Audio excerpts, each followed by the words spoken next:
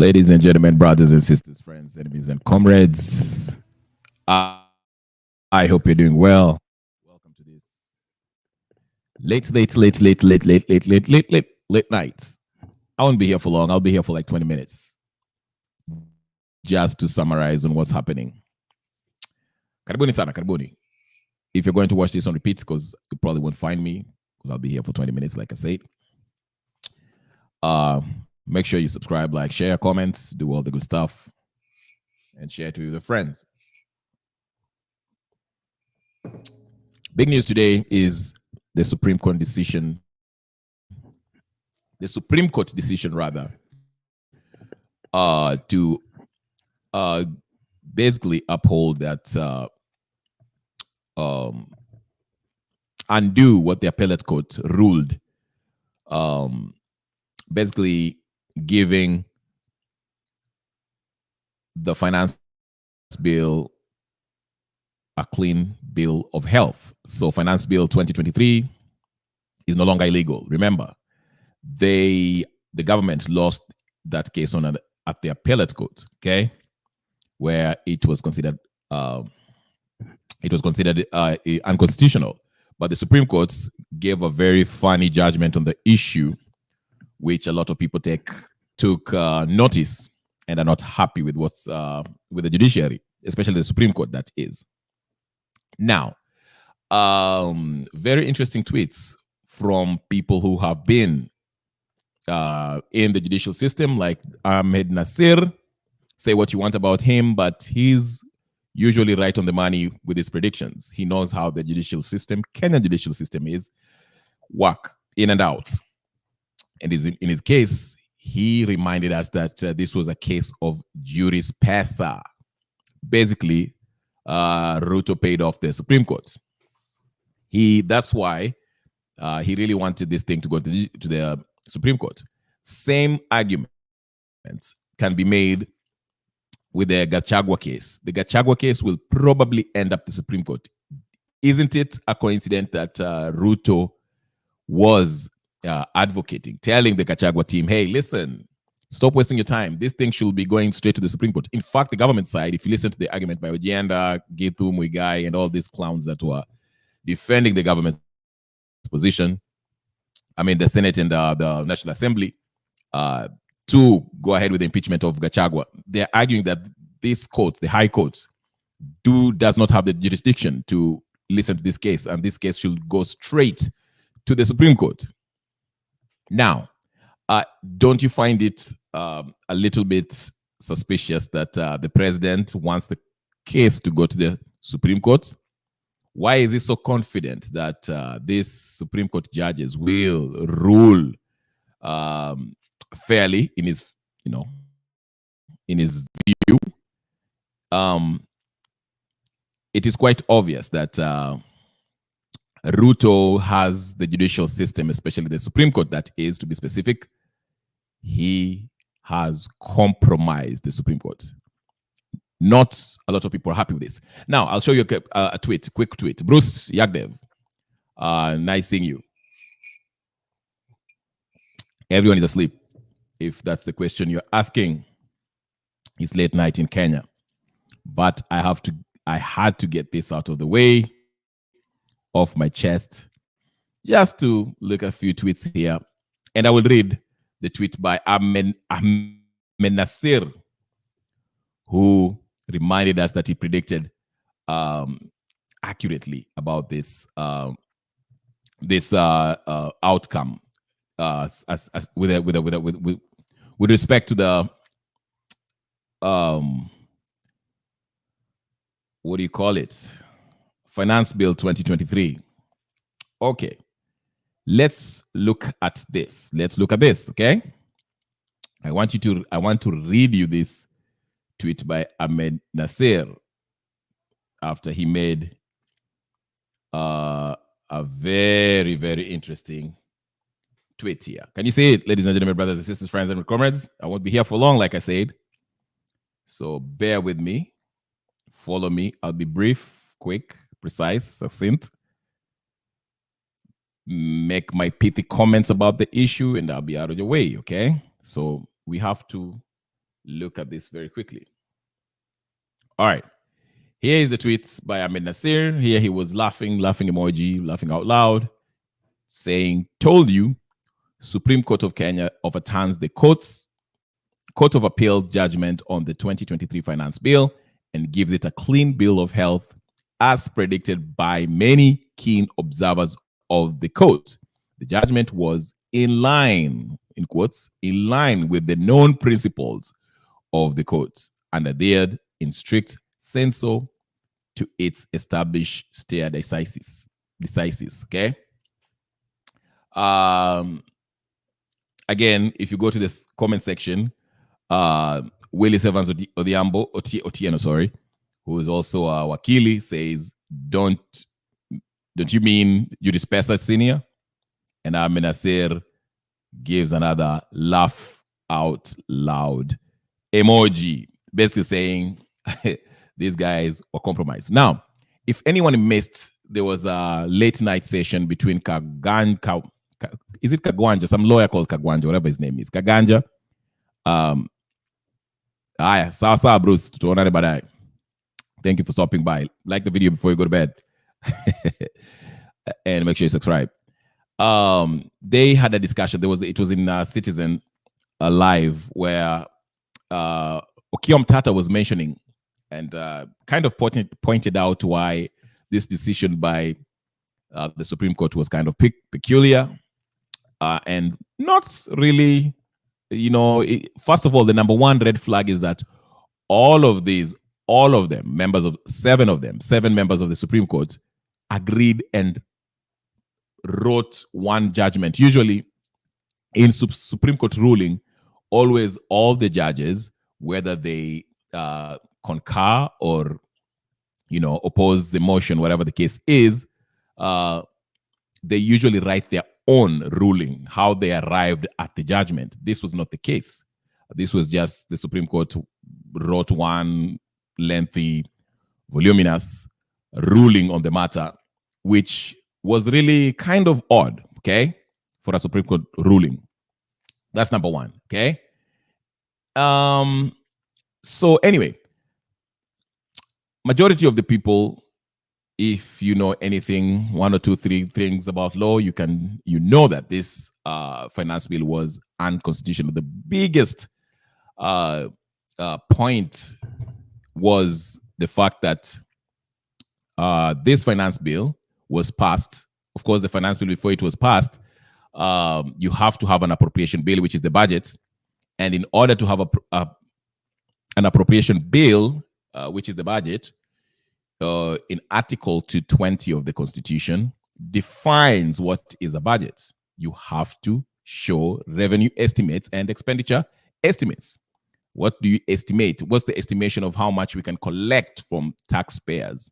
That needs to be shown, which wasn't the case, okay?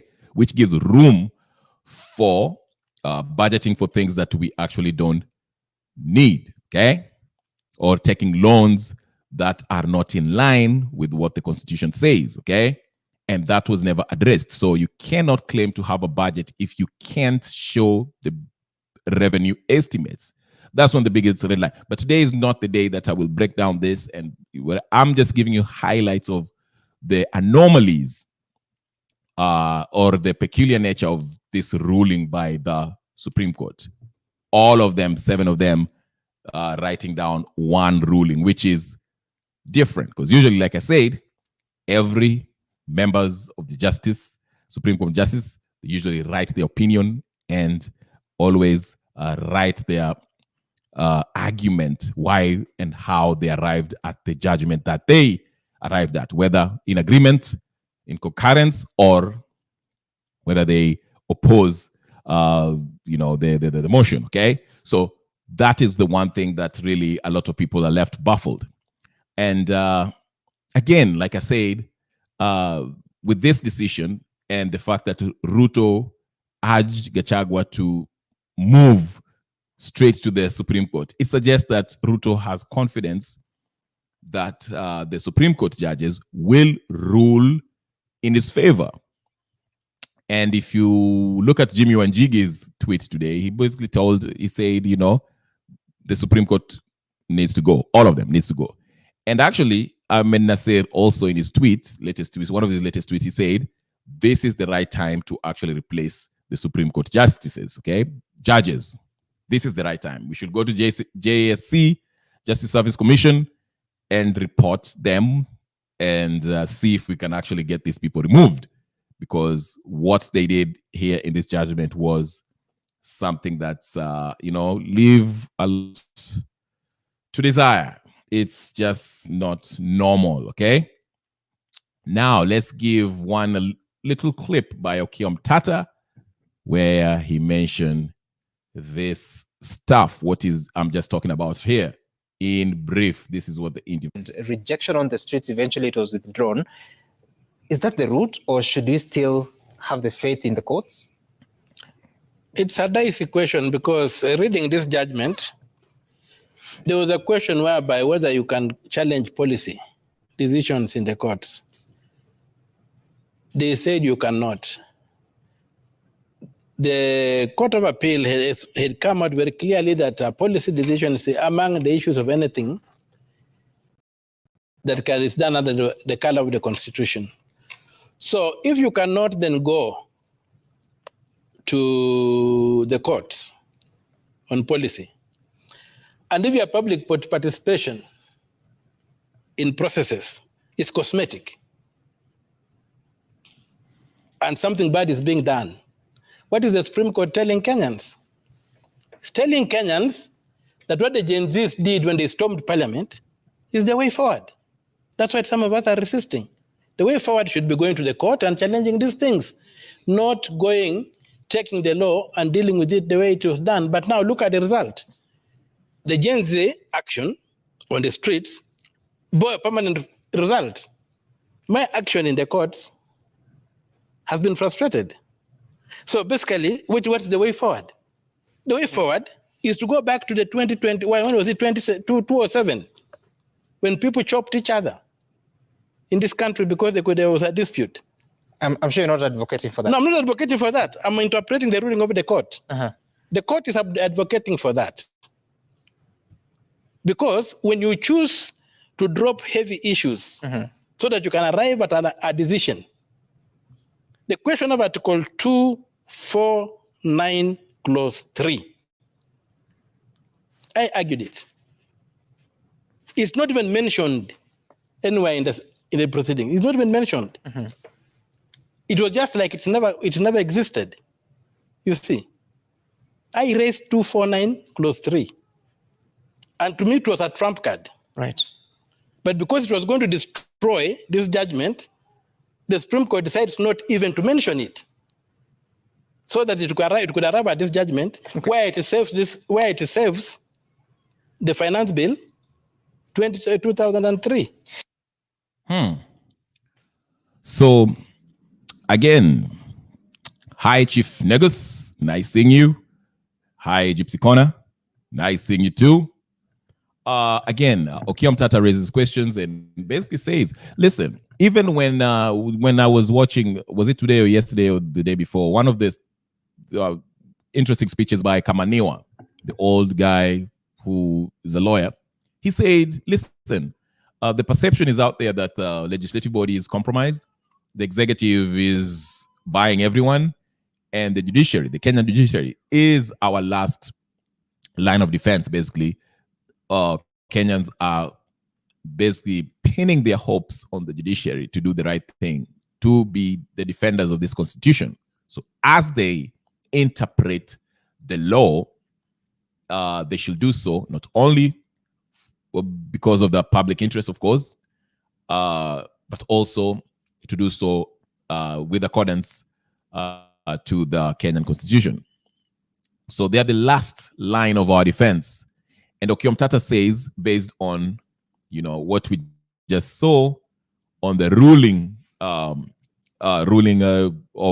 this finance bill being overturned, it basically shows that, listen, they're basically telling us that if we have disputes, we should go back to 2007 and 2008, where people were chopping each other, because it is now apparent that the judiciary has been compromised. I say this earlier, I say this before. It seems like the highest level, the final say, the apex of the judicial system, which is the Supreme Court, has been compromised. And so, if you are Gachagua, please read the writing on the wall. Yes, you can go through the appellate court, which seems likely. I don't know what the court, I followed the court's proceeding today, but I didn't watch the whole thing. I don't know if the courts, the High Court, or this empaneled judges, 3 judges, Ogola, Rema, and Frida, who are empaneled by Mwilu, who is the Deputy Chief Justice, which is not constitutional, but nevertheless, I do not know if they made their mind yet about the conservative orders. I don't know when that will be, but we'll see. Pritpal Kaur, welcome to the show. But again, already the Gachagua side have applied to, they have moved the case to the appellate court. So the next step is probably Gachagua's, they will move to the appellate court, and after that, probably also will probably end up at the Supreme Court, and that's where Ruto wants it. Okay, Ruto wants the Supreme Court, and even they'll keep on. Listen. The funny part about today, let me just say this before I read this comment and everybody else. After the today's proceedings, if you watch the today's proceedings, I only watched the beginning of it, which started with Gachagua's lawyers, okay, the petitioners making their case. Not senior counsel, I don't know if it's the senior counsel or what, Mr. Nsogo, Sogo, whatever the case is, made his case. Then there was another young fella who went there. And after that, when it came time for the respondents to make their case, the media stopped showing the court proceedings and they moved on to showing something else. No media, members of media, mainstream that is, showed the respondents' arguments, and it was ridiculous. I mean, this case is a straightforward case. It shouldn't take too long, okay? But again, like I said, this thing is Gachagua is probably done. It's just a matter of playing this, tutavurutana mpaka Supreme Court, and that's where Ruto wants it. He wants it at the Supreme Court because Supreme Court imeshanunuliwa, and that's why Ruto wants it right there at the Supreme Court. There, that's where he wants it. Okay. Chief Negus is telling us Kenyans need to understand that all Kenyan systems have been compromised through and through by the West. We are not going to find justice from this corrupt injustice system. I agree.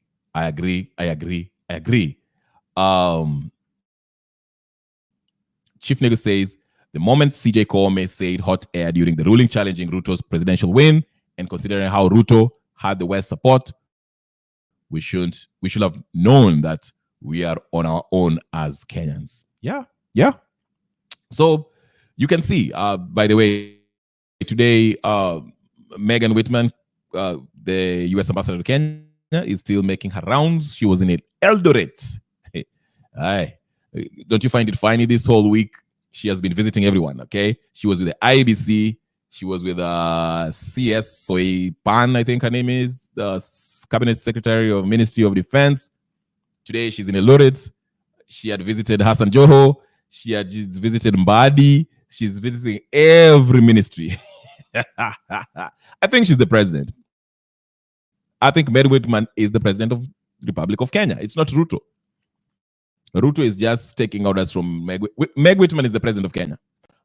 Meg Whitman is the president of the Republic of Kenya. She is. It's not even de facto anymore. It's de jure. But yeah, this ruling is worrying to me.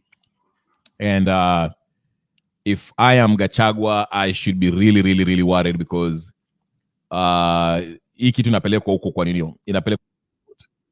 That's where they're taking it. That's where they're taking it. And you can tell from, what's his name? Tata's reaction, this was not something that, it's just, let's listen in. Some more, a little bit more from And Gachagua. that also gives the executive, Right. it removes a major check on the executive. So the executive has a more free hand to do as it wishes, because it knows you can win in all these lower courts, but up there, See? there may be Maybe they're able to persuade the judges better. maybe they're able to adjust the judges better, or I don't know. But you see, they're laughing because they know what it is. He's saying, so now Ruto has it figured out. If you have a dispute with him, okay, you can squabble with him on these lower courts, whether it's the tribunal, the magistrate, high court, appellate court. But when you get to the Supreme Court, he has it figured out. He has it figured out. So you fight him all you want, but the deal is done at the top. And that's where he's going to drag you. Because guess what? Not so many people have that, number one, the money to pay lawyers to move it up to the Supreme Court. That's number one. Okay? So he will drag it as, it's also, Gachagua has money, so he will pay for it. But once you get to the Supreme Court where the final decision is made, your goose is cooked. You're done. Done, data. Yes, Chief Niggas, you're right. The CIA and the MI5 or MI6 bosses were also in the country meeting with Ruto. What were they meeting? Are they suspecting that this country might have a political upheaval? Never know. I don't know. Given how the things are going, I won't be surprised if things go left really quick. But let's see. Gypsy Corner is telling us Ruto doesn't like anyone who thinks that they are clever than him. Gachagua is done and dusted. The court is just ironing the edges and the creases. Okay. Might be as well. It's really, as the land councillor said, it's a major clawback on the jurisprudence of this country. Okay. And also it's a very disjointed judgment. Looks like it was written by different schools. It's like reading the Old Testament, written by different schools. But ultimately, I would really appreciate for a Supreme Court that each judge writes a judgment. Okay. This idea that the Supreme Court lumps together a judgment and writes it like it was a single judge is a bit bad for us. I wish each judge was writing his own judgment so that we can be able to see their philosophy, their arguments, and whatever. Then even a concurrence. Okay. But this idea that the Supreme Court is a choir is a bit. That's an interesting point that you raised. It's a bit frustrating for me. Yeah. That's the point. Usually in the Supreme Court, majority of the time, people, every judge writes their own opinion. It's not just one ruling and they all agree. I mean, they're not cats. It's not a choir. Okay, so this was really unusual. I mean, it doesn't take much to figure out that these people. Okay. One more from Okiom Tata, because I think this discussion was a really, really good discussion. If you have time, go to Citizen TV. Is it Citizen TV? I think so, yeah. You'll find the whole argument there. They're discussing that issue with Kagwanja, I think his name. I forgot his name. And he explains the whole shebang. You'll find the whole discussion there, and it's really the executive, right? Hold on, if I can get this one. It removes a major check on the executive. All right, here you are. Let me. Revenue estimate. The question of revenue estimates, right, that come to Parliament. What happens to them? Do they just disappear? And the court has argued that they're not required to be in the appropriations bill. in the Appropriations Act. But then where do they go? He said they've been presented in Parliament. And when you go to Article 109, Clause 1, it's very clear that Parliament expresses itself through bills. Right. Legislative power of Parliament, through bills approved by Parliament and assented to by the President. Where does the Supreme Court then place these estimates for them to be part of the budget? Because a budget is an act of Parliament, is a law. It's an act of Parliament. Right. So when we have budgets that don't disclose revenue, we're not having the full budgets. It captures very well Article 220, the composition of a budget. Then it goes into some, what I would call abracadabra arguments, and arrives at a conclusion that the estimates of revenue do not have to be there. Then where is this? How do they become part of the budget? If they are not an act of Parliament, how do they become part of the budget? Right. So these are the questions we have. And you see, it's not an idle question. It has been a major problem through which public money has been lost. If you look at the budget Parliament approves, even in the Appropriation Act, the way it is, the budget it approves contains all the loans to be borrowed and grants. But nowhere does it contain any domestic borrowing. Then when you come and you find every month, the Minister for Finance publishes what they call a statement of net revenue, actual revenue and net expenditure. Now, when you look there, they produce revenue estimates that include domestic borrowing, that include loans that are not even in the budget Parliament approved. And it is this thing of hiding the revenue side of things that has led to a lot of corruption. So that you find that all the what you call it, all the IMF loans today that are giving us trouble, all the domestic borrowings have not been approved by Parliament. Right. So, and the whole thing is that they are not in the Appropriation Acts. So when the Parliament is not allowed to continue this habit of not producing revenue estimates in the budget, because the Appropriation Act is the budget, it's not an act. So really, because you are there, what is it that happened? I raised this issue, and then the courts asked me something very strange. Yeah. That what has been happening before. That's a question I'd expect in Parliament, not in a court of law. What has been happening before is that the law has been violated. Right. So the courts are not ready to interfere with what has been happening below. All right. So that's a snippet of Okiya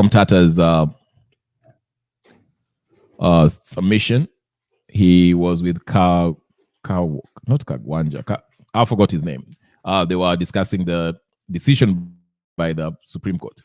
Go there, Citizen TV, I think it was a few hours ago. You can watch it. It's a very interesting, eye-opening discussion about the decision by the Supreme Court to declare the Finance Bill 2023 constitutional. You know, again, a lot of people are baffled by that decision, highlighting the flagrant unconstitutionality of this bill.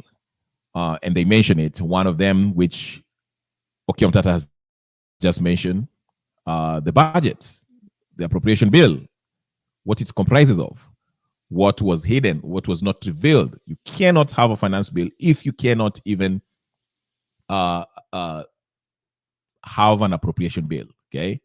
You have to show how the estimated revenue that you can collect from the people and the revenue estimates how you want to spend your money and where will it go, considering all the factors, the loans and all that stuff should be all be included in the finance bill before you go to Kenyans to ask them to pay taxes, you know, the permission for them to pay taxes, and where are you going to tax them on? Their goods, the services, all that. That has to be established. The appropriations bill has to be established first, but it has to be done in accordance to Article 220, sorry, 220 of the Constitution. Failure to do that, you cannot go ahead and have a finance bill because you've already violated the first step. Okay, so this ruling basically suggests that every aspect of this government, whether it's the legislative body and the judiciary now, has been compromised and is being remotely controlled by the executive, including the independent bodies like the EACC, the police force, so forth, IEBC, all of it. They are under the control of William Ruto, who is the head of the executive. I won't be here long, like I said. I just wanted to highlight on that. Chief Judge say this is part of how we ended up with all this odious debt, ruining or running into billions. Absolutely, yes. Most of it, if we are to do a thorough audit, forensic audit, you'll find that there's a lot of odious debt that we took, and that's what's burdening us. Okay, and even Okiom Tata mentioned that on that show that most of these IMF loans, they are odious debts. They are debts that we didn't need to take, but they were taken and were not even used for what they were, supposed to be used for. Okay, so that's the point. All I can say is that now it's up to the Kenyan people to rise, stand up, and go to the streets. Because if all facets of government have failed, the executive have usurped power from every other arms of government that are supposed to maintain checks and balances, we are officially under dictatorship.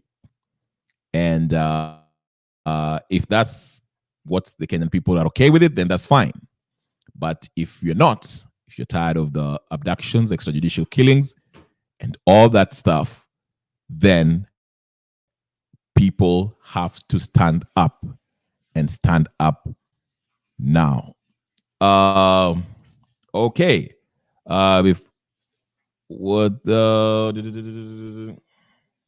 Member for 2 months. Before you go, can you please nominate 5? What's that? I didn't get that. Can you explain that more? Can you nominate? Can you, before you go, can you nominate 5? How do you? What? Can you explain further? I'm confused. I'm confused here a little bit. I don't know what you mean. Gypsy, can you explain what you mean there? Please, please, please.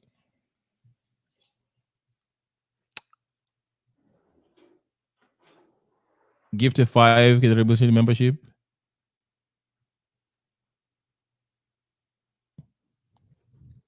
I'm confused. Yes. Gypsy Corner has been a member in this channel for 2 months. Congratulations. I just have to figure out what she means here. I'm confused. Listen, I'm new to this, so bear with me. Guys, by the way, you can be a member of this channel. You can go to the, my channel there in YouTube, Sketch Revolutionary, and you can see how you can become a member. And, well, I still try to figure this thing out. I don't know exactly what to nominate. 5. For 5 people? Dang, how did you do that? I have to look for that. Okay, because I can't really access that while I'm doing this. So let me go ahead and see what's going on. Okay, thank you so much, Gypsy Corner, for that nominating. That's wow. Okay, that's good. That's good. Thank you so much. Let me see. Okay, I see. All right. I see that. I see. I paid for 5 people for a month. I feel good. Thank you so much. Thank you so much. So you've paid for Wanjohi Mike, Annie, Kieran Juguna, Morning Prayers, Penny Francis, Atticus Now, and of course Gypsy Corner. Okay. Thank you so much. I wasn't sure what you meant. Okay. Thank you. Yes. Thank you. Seriously from Charles. All right. Okay. Thank you so much. All right. I'll figure how this thing works. I'm still new to this. I don't know how things work, but thank you so much. Yeah. Yeah, guys, keep on subscribing and being a member of the channel. It pushes us through and help me, get on with what I'm getting on. Oh, they're now members for a month. Okay, all right. I have new members. Thank you so much. I'll go in there and see how the gifts can be distributed. Whatever the case is, I'm working on it. So yeah, congratulations, Wanjohi Mike, Annie, Kieran Juguna, Morning Prayers, Penny Francis, and Atticus for being new members for a month. Thank you. I'll figure this thing out. I need to learn more and how we can do some fun stuff. Okay. But thank you so much, Gypsy Corner, for being a faithful member of this channel and all that. I will. Okay. I will explain to them. I don't even know how it works, but I will explain to them. I will, once I get it figured out, that's what I'll do. Okay. But thank you so much, ladies and gentlemen, brothers and sisters. Like I said, I won't stay here for long. I know it's late night in Kenya. But I just wanted to drop this about the sad news that now we are on our own. Can't have faith anymore in Judiciary. Judiciary was our last hope, but we are done. You can't depend on the legislative body. They are just done. Executive, led by Ruto, has usurped power, and there's no one to actually check him. Okay. Anyway, ladies and gentlemen, brothers and sisters, friends and comrades, it's been a pleasure. I know it's been 37 minutes. I would have gone longer, but it's late night. So I would my personal thanks to Gypsy Corner for reminding me that she made 5 of our comrades, to be part of this great channel. And they're now members, okay? Gypsy Corner also is a member, okay? You can be a member. Just go to my page. It's really cheap. I think it's like $1 or something or less. I don't know. It's been a while. I don't usually pay the attention to those things, but you can become a member. Go ahead. You're not obliged to, but if you want to, if you like the channel and you want to appreciate it, you can go do that. Thank you so much. Like, share, comment, and share this video with others. And we'll always meet here every day. Or at least I try to make it every day. Sometimes early in the morning, sometimes in the afternoon, sometimes in the evening. Nevertheless, we'll be here, okay? Even if for 30 minutes, sometimes 1 hour, sometimes 5 hours, sometimes 3 hours. Just depends with the day, okay? So again, I beseech you, I impugn you to subscribe to the channel, like, share, comment. Thank you, Gypsy Corner. Good night. Thank you, Chief Negus. Thank you so much. Nice seeing you. Pritpal Kaur. Thank you so much. Everybody else that came here. Yagdev, who was the first one here. Thank you so much. I'll see you guys tomorrow, and we'll talk more as we see things unfold in our Kenyan politics. Thank you so much. I'll be seeing you guys tomorrow. Peace and blessings. And I'm out.